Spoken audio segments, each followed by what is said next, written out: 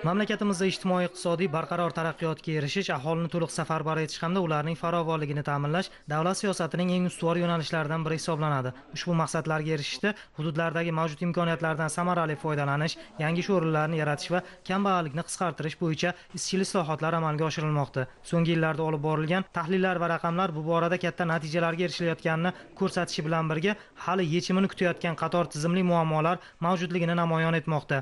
Ushbu masalalarni ilmiy asosda chuqur o'rganib, samarali yechimlar ishlab chiqishda esa oliy ta'lim muassasalari tomonidan alohida dasturlar shakllantirilyapti. Mana misol uchun, Buxoro davlat texnika universiteti huzurida faoliyat yuritayotgan hududlarni ijtimoiy-iqtisodiy rivojlantirish markazi tomonidan viloyat, tuman va shahar miqyosida mavjud muammolar chuqur tahlil qilinyapti. Joriy yilning iyun-oktyabr oylarida Buxoro viloyatining 153 ta mahallasida, jumladan Buxoro shahridagi 65 ta, Buxoro tumanidagi 36 ta, Jondor tumanidagi 52 ta mahallada keng ko'lamli ilmiy tadqiqot ishlari olib borildi. Tadqiqotlar jarayonida har bir xonadonning iqtisodiy imkoniyatlari, ijtimoiy holati, bandlik darajasi hamda mavjud reyestrlardan foydalanish imkoniyatlari atroflicha tahlil qilindi. Mazkur ilmiy faoliyat nafaqat mavjud muammolarni tahlil qilishga, balki ularning barqaror yechimini topishga zamin yaratmoqda. Bugungi kunda kambag'allik muammosini bartaraf etish dolzarb masalalardan biri hisoblanadi. Shuning uchun ham ushbu masala umummilliy harakatga aylantirilgan. Yaqin yillarda kambag'allikni qisqartirish borasida qator dasturlar hamda tashabbuslar amalga oshirilmoqda. Ularning asosiy yo'nalishlari aholi bandligini ta'minlash hamda aholi turmush darajasini oshirishga qaratilgan. Bizning ham ilmiy tadqiqot ishimiz mintaqada kambag'allik darajasini pasaytirish yo'nalishlari Buxoro viloyati misolida tadqiqot ishlarimizni olib bormoqdamiz. Xususan, birinchi bosqichda kambag'allik darajasini baholash tizimini takomillashtirish bo'yicha o'zimizning takliflarimizni berib o'tmoqdamiz.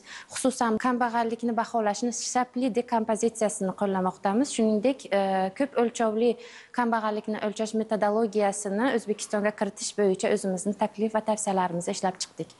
Shuningdek, tadqiqotimiz jarayonida hududiy jihatlarni o'rgangan holda chekka hududlardagi kambag'allik darajasini pasaytirishga asosiy e'tiborimizni qaratmoqdamiz. Platforma yaratishga mo'ljallangan.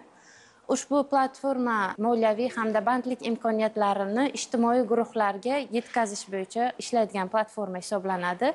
Bunda biza tadqiqotimiz jarayonida aniqlagan asosiy muammo bu asimetrik bozor hisoblanadi. Ya'ni ma'lumotlarning notekis taqsimlanganligi va shu muammoni yechish maqsadida bu platforma asosiy qurol bo'ladi. Buxoro davlat texnika universiteti nafaqat ilmiy markaz, balki amaliyotga yo'naltirilgan oliy ta'lim muassasasi sifatida ham ushbu jarayonda faol ishtirok etmoqda. Universitet olimlari va izlanuvchilari tomonidan amalga oshirilayotgan izlanishlar nafaqat mavjud muammolarni o'rganishga, balki ularning yechimiga qaratilgan aniq amaliy tashabbuslar orqali o'sish nuqtalarini aniqlash, aholini tadbirkorlikka jalb qilish, kichik biznes va xizmat ko'rsatish sohasini kengaytirishga zamin yaratyapti. Xususan, oziq-ovqat mahsulotlari texnologiyasi va servis kafedrasi tadqiqotchilari tomonidan olib borilgan milliy hunarmandchilik mahsulotlarini diversifikatsiyalash asosida xizmat ko'rsatish samaradorligini oshirish mavzusidagi ilmiy ish bu borada e'tiborga molik loyihalardan biridir.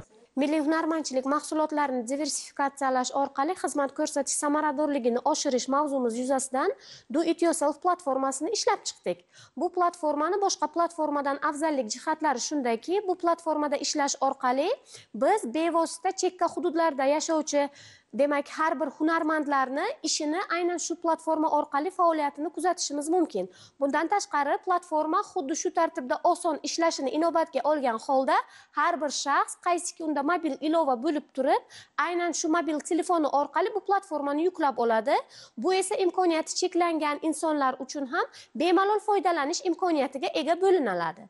Shu orqali biz bu platformani taklif etish jarayonida, misol uchun oladigan bo'lsak agar, chekka masalan Qorako'l, Olot tumanlarida istiqomat qiladigan qanaqangidir hunarmandlar bo'ladigan bo'lsa, ularning faoliyatini bemalol o'zi turgan joydan yuridik shaxs bo'lish imkoniyati mavjud bo'lmagan holda har bir jismoniy shaxs bu platformani o'zining mobil telefoniga yuklab oladi.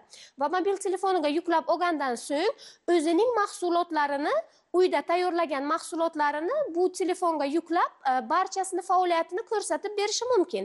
Va biz aynan shu platformani faoliyatini joriy qilish orqali aynan o'sha chekka hududda yashovchi kambag'allar, imkoniyati cheklangan insonlarning ham faoliyatini shu platformada nazoratini olib borishimiz mumkin. Bu esa kambag'allikni qisqartirish, o'z navbatida an'anaviy savdodan elektron savdoga o'tish imkoniyatlarini kengaytiradi.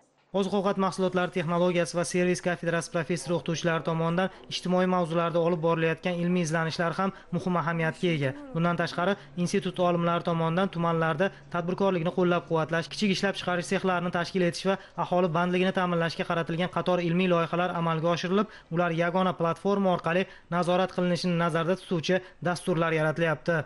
Mamlakat iqtisodiy ijtimoiy barqarorligini ta'minlashda chekka hududlardagi aholini oliy ta'lim bilan qamrab olish ilmiy tadqiqot ishimizning asosiy maqsadi hisoblanadi. Va bunda oliy ta'lim hamda professional ta'limning integratsion hamkorligi asos bo'lib xizmat qiladi. Biz shu bilan birga chekka hududlardagi aholini bandligini, uni oliy ta'lim bilan qamrab olib, bandligini ta'minlab, hududdagi ijtimoiy iqtisodiy rivojlanishga hissa qo'shgan bo'lamiz. Ilmiy ishimning asosiy maqsadi ham mamlakat iqtisodiy ijtimoiy rivojlanishga hissa qo'shish. Biz o'ylaymizki, olib borilayotgan ilmiy tadqiqot ishim oliy ta'lim hamda professional ta'limni integratsion hamkorligini rivojlantirib, mamlakatdagi ijtimoiy iqtisodiy rivojlanishdan past bo'lgan hamda kambag'al oilalarning farzandlarini oliy ta'lim bilan qamrab olish hamda ularni daromadlarini oshirishga xizmat qiladi. O'zbekistonda kichik biznes va oilaviy tadbirkorlikni qo'llab-quvvatlashga alohida e'tibor berilyapti. Yangi O'zbekiston taraqqiyot strategiyasida ayollar tadbirkorligini rivojlantirish va qishloq joylarda, chekka hududlarda ham kichik ishlab chiqarishni yo'lga qo'yishga ustuvor ahamiyat berilgan. Bu yo'nalishda ish boshlash oson. Bizning universitetimizda ham mahalliy mahsulotlardan sog'in mahsulotlar ishlab chiqarishga katta e'tibor berilyapti. Bu bilan esa chekka hududlardagi rayonlar, tumanlardagi mahallalar bilan qizlar va ayollar bilan hamkorlikda ish olib borilyapti. Bu yo'nalishda mahsulot, xom ashyo topish juda ham oson va oila taraqqiyotini rivojlantirishga, oila iqtisodiga ham juda ham katta hissa qo'shadi. Uy sharoitida atir sog'in ishlab chiqarish bu nafaqat shaxsiy tadbirkorlik uchun qulay, balki mahalla, oila iqtisodini rivojlantirish, ayollar va yoshlarni yangi imkoniyatlar bilan yanada rivojlantirishga katta turtki bermoqda. Suv taqsimlash inshootlarida mikro gidroelektr stansiya qurilmalarini joriy etish ekologik toza energiya va hududlar iqtisodiy rivojlanishining yangi bosqichi. Mamlakatimizda barqaror iqtisodiy o'sishni ta'minlash, energiya mustaqilligini kuchaytirish hamda ekologik xavfsiz ishlab chiqarishni kengaytirish ustuvor yo'nalishlardan biri hisoblanadi. So'nggi yillarda muqobil va qayta tiklanuvchi energiya manbalaridan foydalanishni kengaytirishga qaratilgan islohotlar natijasida ko'plab hududlarda energiya ta'minotini yaxshilash, ishlab chiqarish samaradorligini oshirish va yangi iqtisodiy imkoniyatlarni yaratish bo'yicha muhim tashabbuslar amalga oshirilmoqda. Shu maqsadda Buxoro viloyatida suv taqsimlash inshootlarida mikrogez qurilmalarini joriy etish bo'yicha innovatsion loyiha ishlab chiqildi. Ushbu loyiha nafaqat ekologik toza energiya ishlab chiqarish, balki milliy iqtisodiyotga ijobiy ta'sir ko'rsatish, infratuzilmani mustahkamlash va ishlab chiqarish quvvatlarini oshirishga xizmat qiladi. Jahonda markazlashgan energiya ta'minotdan uzoqda joylashgan avtonom iste'molchilarni qayta tiklanadigan energiya manbalaridan foydalanish rivojlanib bormoqda. Bu borada mamlakatimizda qayta tiklanadigan energiya manbalaridan foydalanish 2024-yil oxirigacha 18% ga, 2030-yilning oxirigacha 40% ga yetkazish rejalashtirilgan. Buxoro muhandislik texnologiya instituti huzurida qayta tiklanadigan energiya manbalaridan foydalanish bo'yicha yashil energiya ilmiy ishlab chiqarish markazi tashkil etilgan. Ushbu ilmiy ishlab chiqarish markazida Buxoro viloyatining iqlimiy sharoitlariga moslashtirilgan yangi turdagi muqobil energiya manbalarini loyihalash, modellashtirish va ishlab chiqish bo'yicha amaliy ishlar olib borilmoqda.